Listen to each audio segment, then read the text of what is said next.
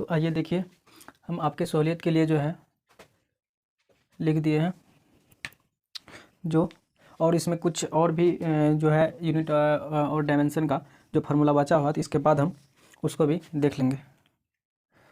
तो चलिए देखिए, पहला है आपका क्षेत्रफल। तो क्षेत्रफल का तो सबसे पहले हम जानेंगे फार्मूला। तो क्षेत्रफल का फार्मूला क्या होता है? तो लंबाई गुना चौड़ाई। अब लंबाई एक प्रकार का क्या है? तो लेंथ है। तो लेंथ के लिए हम क्या बताएं कि एल होगा, और चौड़ाई, तो चौड़ाई भी एक प्रकार का लेंथ है, तो चौड़ाई के लिए भी एल होगा। तो एल पे पावर 1 और एल पे पावर 1 ये जुट के क्या हो जाएगा? एल पे पावर 2 हो जाएगा। उसके बाद आपका आ जाता है आयतन, वॉल्यूम। तो इसका फार्मूला जो हो जाएगा आपका क्या होता है? इसका फार्मूला होता है आपका लंबाई गुना चौड़ाई गुना ऊंचाई। तो लंबाई के लिए हम क्या लिखेंगे? तो लंबाई के लिए जो है क्या एल लिखते हैं। उसके बाद चौड़ाई के लिए ये भी एक प्रकार का लेंथ है, तो इसके लिए भी एल लिखेंगे। और ऊंचाई कोई भी ऊंचाई को हम मापते हैं तो अभी ऊंचाई भी एक प्रकार का क्या है? ऊंचाई भी एक प्रकार का लंबाई है। तो उसके लिए भी हम क्या लिखेंगे? एल लिखेंगे। तो एल पे पावर कितना है? अगर कुछ भी नहीं रहता है तो उस पावर के रूप में उस पर क्या रहता है? तो 1 रहता है। तो एल पे पावर 1, यहाँ भी एल पे पावर 1 और इस पर भी एल पे पावर 1। तो तीनों 1 जुट के क्या हो जाएगा? एल पे पावर 3। गुना में पावर क्या होता है? तो जुटता है। तो एल पे पावर 3। तो आयतन का बीमा क्या हो जाएगा? एल क्यू कह सकते हैं या फिर एल पे पावर 3 कह सकते हैं। उसी तरह डेंसिटी, घनत्व हो जाएगा। घनत्व का जो फार्मूला होता है द्रव्यमान बटे आयतन होता है। घनत्व का फार्मूला क्या होता है? घनत्व का फार्मूला होता है द्रव्यमान बटे आयतन। तो घनत्व का फार्मूला द्रव्यमान बटे आयतन हुआ। तो द्रव्यमान के लिए, द्रव्यमान क्या है? एक मास है। तो मास के लिए हम क्या बताए थे कि मास के लिए m और लंबाई के लिए l और टाइम के लिए t बताए थे। तो द्रव्यमान m मास है तो उसके लिए हम m लिखेंगे। आयतन क्या है? तो आयतन आपका आयतन के लिए अभी हम डायमेंशन यहाँ पे जो लिखे हैं एल पर पावर 3, तो नीचा में क्या लिखेंगे? एल पर पावर 3। अब ये एल नीचा में है, ऊपर में जाएगा तो पावर में क्या हो जाएगा? यह माइनस हो जाएगा। तो एम एल टी तो नहीं है इसमें, एम एल पर पावर -3। तो घनत्व का बीमा क्या हो जाएगा? एम एल पर पावर -3। अब देखिए चाल, तो चाल बराबर आप लोग पढ़े होंगे कि दूरी बटे समय होता है। तो वही हम लिखेंगे डिस्टेंस बटे टाइम। अब डिस्टेंस क्या है? डिस्टेंस दूरी है, और दूरी जो है आपका लंबाई होता है। तो दूरी के लिए भी क्या लिखेंगे? एल। डिस्टेंस के लिए एल लिखेंगे और टाइम के लिए टी लिखेंगे। तो इसका क्या हो जाएगा? टी, इस पर कुछ नहीं पावर है तो 1 है, टी पे पावर 1 है। तो अगर टी ऊपर जाएगा तो यह 1 किस में हो जाएगा? माइनस में हो जाएगा। तो इसी तरह चाल का विमान निकल कर आया क्या? एल टी पे पावर -1। अगर इसको सिस्टेमेटिक ढंग से लिखेंगे तो इसमें हम एम एल टी के रूप में लिखेंगे। तो एम है नहीं इसमें, तो एम पे पावर 0, एल है 1 है तो एल पे पावर 1 लिखेंगे। उसके बाद टी पे पावर पहले से है -1 तो टी पे पावर -1 लिखेंगे। उसी तरह बेग बराबर क्या होता है? बेग बराबर फार्मूला होता है विस्थापन बटे समय। ये सभी फार्मूला आपका जहाँ भी अगर फिजिक्स में आप न्यूमेरिकल बनाते हैं तो ये सभी फार्मूला काम आता है। इसीलिए आप ये सभी फार्मूला को और इस डायमेंशन को जो है आपको याद रखना है। तो अब वेग है, वेग बराबर फार्मूला होता है विस्थापन बटे टाइम। तो विस्थापन क्या है? विस्थापन आप लोग पढ़े होंगे कि विस्थापन जो होता है शॉर्टेस्ट डिस्टेंस होता है। मतलब कि कोई भी दो वस्तु के बीच की जो न्यूनतम दूरी होता है उसी को हम क्या कहते हैं? विस्थापन कहते हैं। तो अब इस बीच में क्या आया? शॉर्टेस्ट डिस्टेंस, दूरी आ गया। तो दूरी के लिए हम क्या यूज करेंगे? तो एल यूज करेंगे, और टाइम के लिए टी यूज करते हैं। तो ये भी हो जाएगा एल टी पर पावर -1।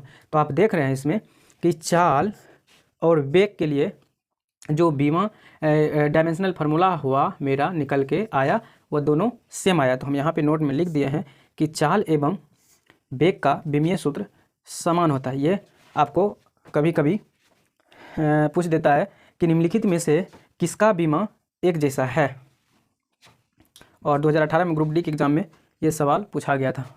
उसी तरह आपका त्वरण हो जाएगा। तो त्वरण का जो फार्मूला होता है, त्वरण का फार्मूला क्या होता है? वेग में परिवर्तन की दर को त्वरण कहते हैं। तो हम यहाँ पे क्या लिखे हैं? डी वी बटे डी टी लिखें। ये डी का मतलब क्या हुआ? डी का मतलब होता है डेरिवेशन, मतलब कि परिवर्तन होता है। और डी टी मतलब कि समय के साथ वेग में परिवर्तन।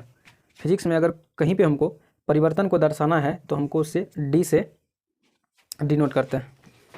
जिस तरह हम हीट को इससे डिनोट करते हैं डेल्टा से, उसी तरह हमको परिवर्तन को dv बाई dt लिख सकते हैं। तो उसी तरह हम dv बाई dt मतलब ये इसका मतलब हुआ कि वेग में परिवर्तन और समय के साथ वेग में परिवर्तन। तो यहाँ पे हम ये वेग में परिवर्तन हो रहा है तो मतलब कि वेग है, तो वेग का यहाँ पे डायमेंशन निकल के आया मेरा एल टी पे पावर -1। तो यहाँ पे लिखेंगे एल टी पे पावर -1 सॉरी। आप अगर आप इसको निकाल भी सकते हैं, और समय बचाने के लिए आपको अगर ये याद है तो बेटर है, तो आप डायरेक्ट यहाँ पे लिख करके अपना टाइम को बचा सकते हैं, नहीं तो आपको निकालना पड़ेगा। तो यहाँ पे वेग का एल टी पे पावर -1 और आपका नीचा में टी है, तो ये टी ऊपर जाएगा माइनस टी हो जाएगा, तो यहाँ पे क्या हो जाएगा एल टी पे पावर -2। इसको भी आप इस तरह से लिखना चाहेंगे तो एम नहीं है इसमें तो एम 0 हो जाएगा, एल है तो एल कितना है, एल 1 है तो एल पे पावर 1 हो जाएगा, और टी पर ये टी ऊपर जाएगा तो -1 पहले से, टी ऊपर जाएगा तो -1 इस पर भी हो जाएगा, तो -1 और -1 कितना हो जाएगा -2, तो एम एल पर पावर 1 टी पर पावर -2 ये हो जाएगा। उसी तरह आपका बल बराबर फार्मूला क्या होता है, तो बल बराबर होता है, आप पढ़े होंगे F बराबर M एज ए, तो F बराबर M ए, M क्या होता है इसमें द्रव्यमान, ए होता है त्वरण, यानी बल बराबर होता है द्रव्यमान गुना त्वरण। तो द्रव्यमान क्या है, द्रव्यमान मास है, तो द्रव्यमान को हम किससे सूचित करेंगे M से, त्वरण का भी यहाँ पर हम क्या पढ़े एल टी पर पावर -2, यहाँ पर इसको हम देखेंगे जो है मेन निकल के आया एल टी पर पावर -2। तो यहाँ पे हम एम द्रव्यमान के लिए और एल टी पे पावर -2 इसके लिए त्वरण के लिए, तो बल का क्या हो जाएगा डायमेंशन एम एल टी पे पावर -2। उसके बाद कार्य वर्क का क्या होगा, वर्क बराबर फार्मूला होता है बल गुना विस्थापन, तो बल के लिए हो जाएगा एम एल टी पे पावर -2 और गुना विस्थापन। विस्थापन क्या है, न्यूनतम दूरी होता है दो ऑब्जेक्ट के बीच, तो दूरी है तो एल उसके लिए आएगा, तो एम एल पर पावर 2 और टी पे पावर -2। तो कार्य का डायमेंशनल फार्मूला हो जाएगा एम एल स्क्वायर, कह सकते हैं आप एल स्क्वायर या एल पे पावर 2, तो एम एल पे पावर 2 टी पे पावर -2।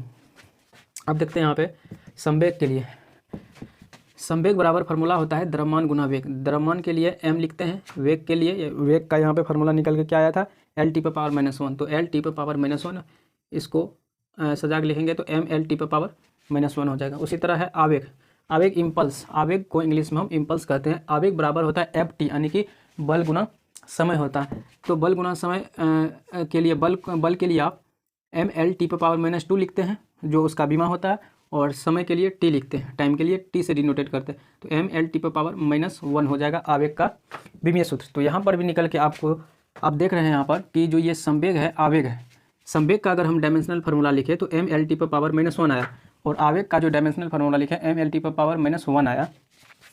तो आप क्या देख रहे हैं कि संवेग और आवेग का डायमेंशनल जो फार्मूला होता है, विमीय जो सूत्र होता है वह समान दिखाई दे रहा है, इसीलिए हम यहाँ पे नोट में लिख दिए हैं कि संवेग एवं आवेग का विमीय सूत्र क्या होता है,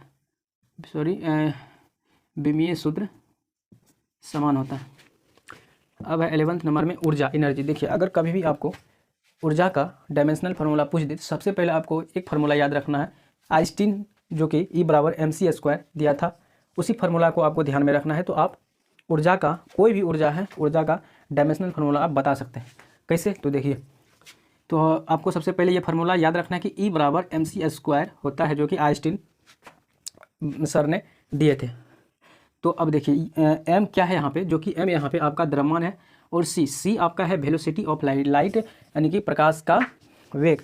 तो प्रकाश का वेग मतलब कि एल टी पे पावर -1, वेग का हम लोग जानते हैं विमीय सूत्र क्या होता है एल टी पे पावर -1। अब यहाँ पे लिखते हैं, देखिए m द्रव्यमान है तो m के लिए m, मास के लिए m से डिनोटेट करते हैं, उसके बाद कोष्ट देंगे, उसके बाद देखिए c प्रकाश का वेग है, वेग के लिए क्या होता है फार्मूला एल टी पे पावर -1, चूँकि यहाँ पे पावर में 2 है तो यहाँ पर भी पावर में 2 देंगे, और इस 2 को अगर इस पे एल पाएगा तो एल पर भी 2 होगा और टी पर भी 2 होगा, तो एम एल स्क्वायर टी पे पावर -2 ऊर्जा का डायमेंशनल फार्मूला हो जाएगा। जब भी आपका ऊर्जा का डायमेंशनल फार्मूला या तो आप याद कर लीजिए या फिर आप इसको ध्यान में रख करके, ये फार्मूला को ध्यान में रख करके निकाल सकते हैं। उसके बाद 12वें नंबर में पृष्ठ तनाव सरफेस टेंशन, इसके लिए जो फार्मूला होता है बल बटे लंबाई होता है, बल का एम एल टी पे पावर -2 होता है, और लंबाई के लिए आप एल लिखते हैं, इस एल से इस एल को कैंसिल करेंगे तो यहाँ पे एम पर पावर 1 हो जाएगा, एल नहीं है इसमें तो एल पर पावर 0 और टी पर पावर -2 हो जाएगा पृष्ठ तनाव का सरफेस टेंशन का विमीय सूत्र। अब आ जाइए आप बलाघूर्ण में। बलाघूर्ण मतलब कि मोमेंट ऑफ फोर्स, इसका जो फार्मूला होता है ये होता है आपका बल गुना बलबाहु। बलबाहु मतलब कि आपका बल जो है किस दिशा में लग रहा है, मतलब कि भुजा किस भुजा की ओर लग रहा है बल, तो वही हुआ बल गुना बल बाहु, मतलब कि बल बाहु मतलब भुजा। अब कोई भी आप मान के चलिए कोई भी ज्योमेट्रिक फिगर है, अब उसका जो भुजा को आप नापिएगा तो आप किस में मेजर करते हैं, लंबाई में मेजर करते हैं। इसीलिए तो बल के लिए m/2 बल बाहु यानी कि भुजा को हम लेंथ में मेजर करते हैं, इसीलिए हम इसके लिए भुजा के लिए बल बाहु के लिए आपको यहाँ पे लेंथ का प्रयोग करना पड़ेगा, यानी कि L का प्रयोग करना पड़ेगा। तो यहाँ पर इसको अगर सजा के लिखेंगे m/2 गुना L, तो ये हो जाएगा mL² T⁻²। तो बल आघूर्ण का डायमेंशनल फॉर्मूला mL² T⁻² हो जाएगा। अब 14 नंबर में आ जाइए, क्या है, स्ट्रेस मतलब कि तनाव है। तो देखिए तनाव का जो फार्मूला होता है ये होता है आपका बल बटे क्षेत्रफल। तो बल के लिए mL/T⁻² और क्षेत्रफल के लिए होता है L/2। तो यहाँ पे 2L है, यहाँ पे 1L, 1L कैंसिल हो जाएगा, बचेगा 1L जो कि नीचा में, और वो ऊपर जाएगा तो L/-1 हो जाएगा। तो यहाँ पे mL/-1 और ये T/-2 पहले से है, तो mL/-1 T/-2 स्ट्रेस का बीमा हो जाएगा। अब देखिए क्वेश्चन में आपको कभी कभी स्ट्रेन का भी पूछ देगा, निम्नलिखित में से स्ट्रेन का विमीय सूत्र क्या है। तो उसमें 4 ऑप्शन दिया जाएगा, जिसमें से एक में रहेगा कि यह बीमाहीन राशि है, तो आपको क्या टिक करना है कि यह बीमाहीन राशि है। स्ट्रेन यह विकृति, इसका हिंदी होता है यह बीमाहीन राशि है। तो चलिए 3 से 4 और विमीय सूत्र है, इसके बाद यह टोटली कंप्लीट हो जाएगा। तो हम देख लेते हैं, इसके बाद इसको हम मिटा देते हैं और उसको भी हम पढ़ लेते हैं।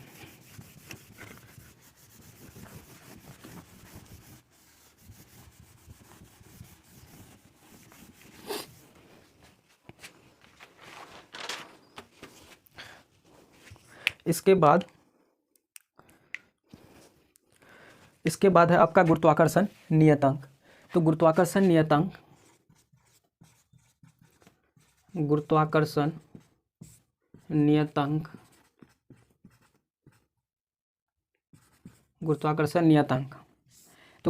नियतांक क्या होता है, तो जी होता है। सबसे पहले इसके लिए हमको क्या करना पड़ेगा, इसके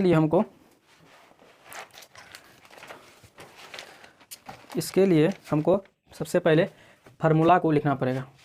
तो गुरुत्वाकर्षण बल बराबर फार्मूला होता है F बराबर, जो फार्मूला होता है क्या होता है, तो ये होता है G(m1 m2 बटे r²).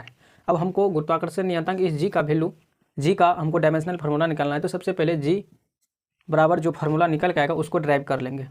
तो ये r इधर जाएगा, तो F r² हो जाएगा, और G को यहीं इसी जगह पे रखेंगे और इसको हम इस साइड ला लेंगे। तो इस साइड लाने के बाद ये हो जाएगा m1 m2, तो बराबर ये G हो जाएगा, यानी कि G बराबर निकल के आया F r² बटे m1 और m2।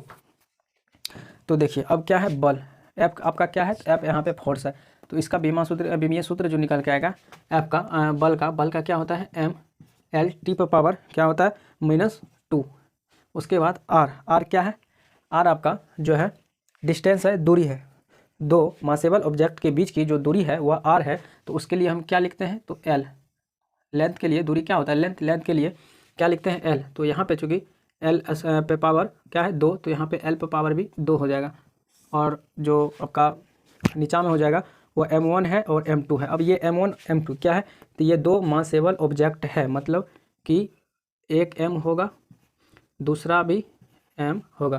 तो ये हो जाएगा आपका mL, यहाँ पे 2 है यहाँ पे 1 है, तो mL/3 T⁻⁻2 और यहाँ पे है m/2। इस एक m से एक m कैंसिल हो जाएगा, यहाँ पे बच जाएगा क्या, यहाँ पे एक m बच गया, ऊपर जाएगा तो ये माइनस में हो जाएगा m/-1 L/3 T⁻⁻2। यही आपका जो है गुरुत्वाकर्षण नियतांक का विमीय सूत्र निकल के आ जाएगा। ठीक है, उसके बाद जो है आपका आ जाता है आवृत्ति। आपका क्या आ जाता है, चलिए इसको हम मिटा लेते हैं। आपका आ जाता है यहाँ पे आवृत्ति।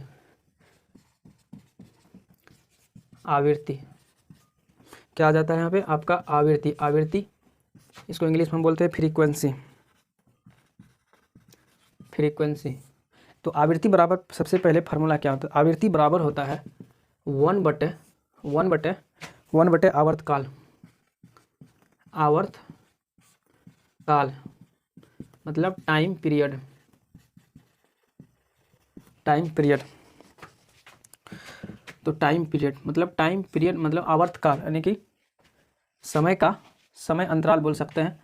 तो समय अंतराल मतलब टाइम आ गया, तो 1/t, तो ये ऊपर जाएगा तो क्या हो जाएगा, t⁻⁻1।